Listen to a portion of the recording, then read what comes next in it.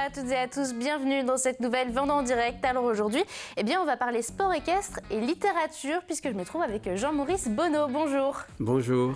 Alors vous êtes entraîneur de saut d'obstacles et vous sortez un livre le 23 mars qui s'appelle « On y sera un jour mon grand ». Alors juste déjà pour commencer, ce livre, qu'est-ce qu'il raconte ? En fait, ce livre, l'idée date d'il y a 20 ans, 2002, l'année où, avec l'équipe de France, nous avons été champions du monde en Espagne.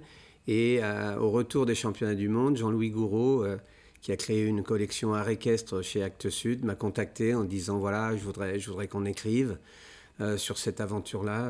C'était pas très longtemps après 98, le titre des footballeurs. Et à l'époque, je trouvais que c'était un peu tôt, je me sentais pas vraiment légitime. Et puis, 20 ans plus tard, en fait, il a fallu le confinement pour me dire « et si je m'y mettais ?» Donc en avril 2020, alors qu'on était cloîtrés chez nous, je l'ai contacté et j'ai commencé à écrire. Alors, pour ceux qui ne vous connaissent peut-être pas, vous êtes nommé comme l'un des plus grands entraîneurs de saut d'obstacles au monde. En quelques mots, votre parcours, il est quand même assez impressionnant puisque vous venez de Vendée, vous êtes issu d'une famille agricole et vous êtes monté quand même jusqu'au JO même. Donc, quelques... Bah oui, tout est né en Vendée et je remercie tous les jours ma famille, mes parents, la manière dont on a été élevés. Moi, je suis le 7e de 8 enfants.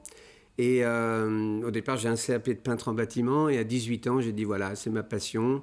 J'avais aucun plan de carrière et je suis parti grâce à mes 2 frères aînés qui étaient déjà dans le milieu du cheval.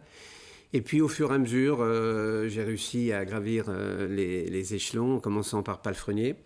Et puis je me suis retrouvé en 87, ma première sélection en équipe de France. Donc j'ai eu un parcours jusqu'en 96. Où ensuite j'ai senti que j'avais cette passion pour le coaching. Donc j'ai commencé à travailler au Japon et puis j'ai pris l'équipe de France en 2000. Donc je me suis retrouvé aux manettes. J'étais assez jeune, j'avais 40 ans. Et puis 41 ans. Et puis de fil en aiguille, il y a eu des aventures incroyables. J'ai fait le tour du monde plusieurs fois. J'ai également été entraîneur du Brésil ensuite. Donc voilà, j'ai eu envie de raconter ce parcours, de le partager. Je considère que j'ai eu beaucoup de chance de vivre ça et qu'il fallait le restituer à un moment donné et inscrire tout ça dans le marbre. Donc c'est une histoire humaine, c'est les rencontres.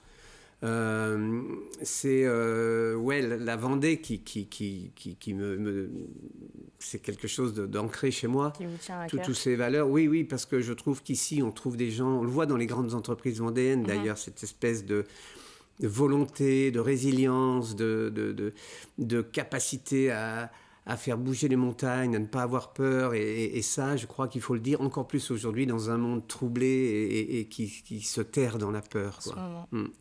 Alors, vous parliez de rencontres. Il y en a une qui vous a particulièrement marqué. Et on le voit aussi sur la couverture du livre, c'est Jean Rochefort. Expliquez-moi un peu votre lien avec l'acteur. En fait, c'est assez amusant parce qu'effectivement, au-delà de ma famille, c'est quelqu'un qui m'a transformé, qui a transformé ma vie. Mais au départ, moi, je savais, c'était le papa d'un de mes camarades de concours quand j'étais en région parisienne. Et c'est plus tard qu'on m'a dit, on n'avait pas la télé chez nous, donc, et je travaillais beaucoup, donc je ne savais pas qui il était en tant qu'artiste. Et ça a été une rencontre extraordinaire. Il m'a emmené au théâtre, il m'a fait découvrir des choses que je ne connaissais pas. Je pense qu'il m'a aussi cultivé dans l'approche, il me conseillait des lectures, etc. Et il m'a accompagné, c'est lui qui a été à l'initiative en 82 de m'emmener au championnat du monde. Je n'avais jamais pris l'avion de ma vie à l'époque, je parlais 3 mots d'anglais. Et quand l'équipe de France a gagné cette année-là, il m'a gratté l'épaule et me disant « on y sera un jour mon grand ». Et quand je me suis mis à écrire, je n'avais pas le titre, mais en cours d'écriture, je me suis dit « mais c'est une évidence ». Et donc Jean est un fil rouge, je l'ai accompagné jusqu'à la fin de sa vie. Et aujourd'hui, je suis en relation avec son épouse qui a accepté bien sûr cette couverture parce que ça fait partie dans la vie, et je crois que c'est peut-être un message aussi à donner des rencontres qui peuvent vraiment vous transformer votre parcours. Changer votre vie aussi. Ah oui, complètement. Et Jean, cette générosité qu'on voit dans son regard là, elle n'est pas vaine, quoi. Il avait une passion incroyable pour les chevaux qui fonctionnait mieux que le Temesta parce qu'il avait des moments de doute. Et je crois qu'on s'apportait mutuellement quelque chose. Il m'a emmené, pour vous donner une idée, un jour il m'a emmené à Vivement Dimanche, il m'a emmené à Télématin, il m'a vraiment...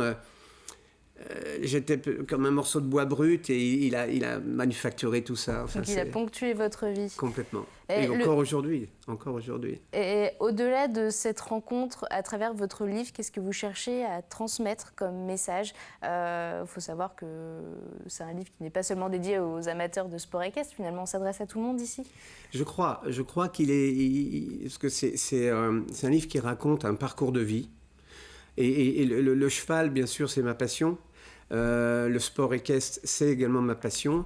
Mais je crois qu'au-delà de la narration d'un parcours de vie, j'aurais envie de donner espoir à des jeunes qui doutent ou quelquefois on empêche de vivre ses rêves. Je crois que ça vaut le coup de dire si moi j'ai pu, c'est possible pour beaucoup. Alors il faut retrousser les manches, il faut surtout pas avoir peur, il faut pousser les portes. Je crois qu'il faut de l'audace. Et du coup, oui, j'ai envie de leur dire à tous ces mômes, je commence par mes enfants d'ailleurs, je les ai élevés comme ça, de leur dire n'ayez pas peur, quoi, foncez, on verra bien. Mais ça vaut le coup de pousser les portes. Peut-être surtout en ce moment aussi. Je crois particulièrement parce qu'on nous donne, les messages sont...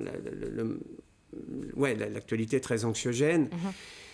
Et je crois que le peuple ukrainien nous donne une leçon aujourd'hui justement de fierté, de combativité, de résilience. Et sans faire de parallèle, mais je pense que l'histoire de la Vendée nous montre aussi ça. Ce qui s'est passé en 1793 et après montre cet attachement, cet orgueil. Et l'orgueil pour moi est une qualité.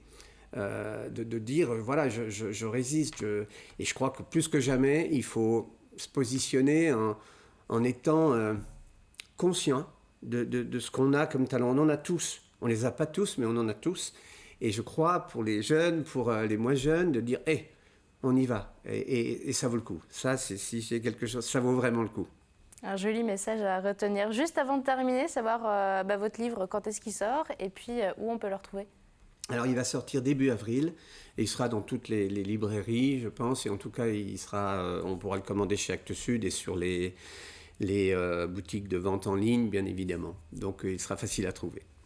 Super. Merci Jean-Maurice pour Merci de votre invitation. C'est un plaisir. Leçon de vie.